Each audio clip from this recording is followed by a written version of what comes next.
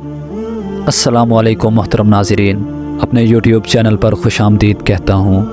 وَمَا أَرْسَلْنَاكَ إِلَّا رَحْمَةً لِّلْعَالَمِينَ، اور ہم نے آپ کو دونوں جہانوں کے لیے رحمت بنا کر بھیجا۔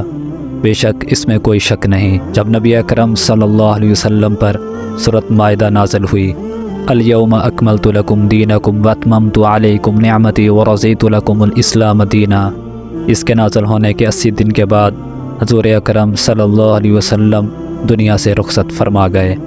جب یہ سورہ نازل ہوئی تو صحابہ کرام جان چکے تھے، سمجھ چکے تھے کہ دین کامل تمام ہو گیا، اب حضور اکرم صلی اللہ علیہ وسلم دنیا میں زیادہ تشریف فرما نہ رہیں گے۔ چنانچہ حضرت عمر یہ سن کر روئے۔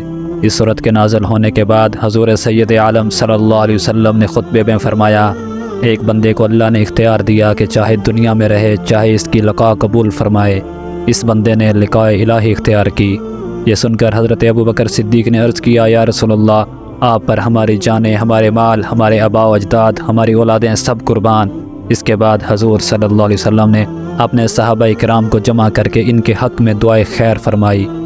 حضور اکرم صلی اللہ علیہ وسلم سے پہلے بہت سے نبی آئے، مگر ان کی وفات ہمارے کچھ کام نہ آئی۔ جب حضرت آدم علیہ السلام کا وصال ہونے لگا تو آدم اپنے غم میں روتے تھے۔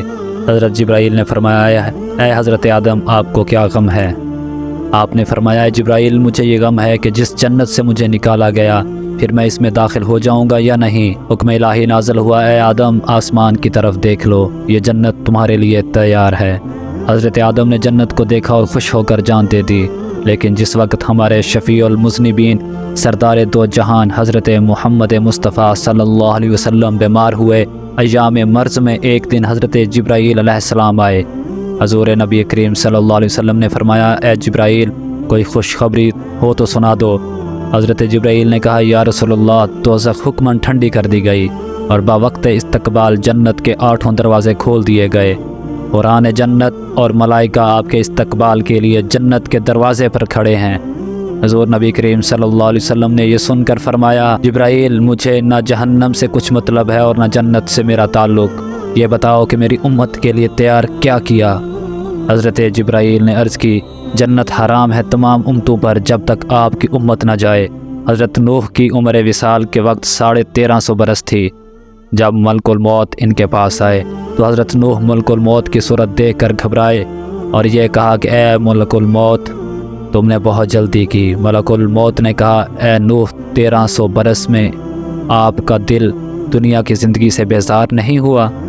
حضرت نوح نے فرمایا، اے ملک الموت، میں تو یہ سمجھتا ہوں کہ میں کسی ایک مکان میں داخل ہوا جس کے 2 دروازے ہیں، ایک سے میں اندر آیا اور دوسرے دروازے سے تم مجھے لینے آ گئے، اس مکان میں ذرا بھی نہ ٹھہرا۔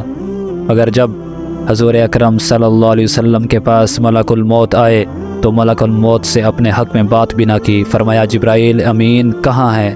اے ملک الموت، جب تک جبرائیل کی زبانی امت کی مغفرت کی بشارت نہ سنوں گا، اس وقت تک جان نکالنے کی اجازت نہ دوں گا۔ سبحان اللہ۔ جب حضرت موسیٰ کے پاس وصال کا پیغام آیا، گھبرا گئے۔ ملک الموت کو تماچا مارا۔ جب وفات پانے پر راضی ہوئے تو یہ کہا، مجھے بیت المقدس کی سرزمین میں پہنچاؤ، وہاں پہنچا کر میری جان نکلے۔